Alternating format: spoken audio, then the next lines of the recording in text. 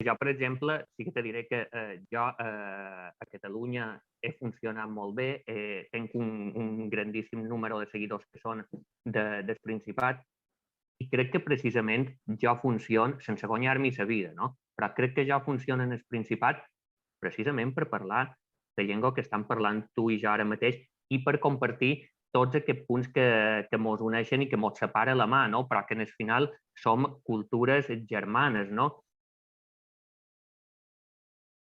Hi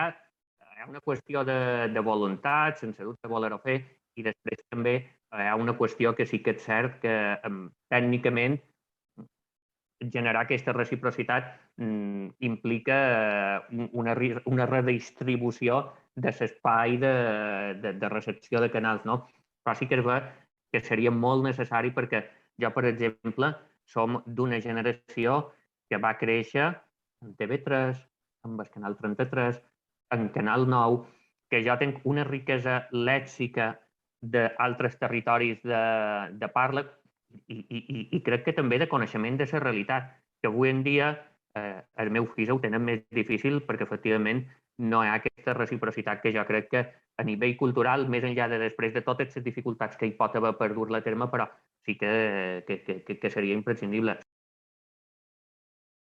Fa l'efecte que fa 10-15 anys teníem moltes coses assumides que avui en dia se posen en dubte, no? En el final és una qüestió d'aquesta crispació generalitzada que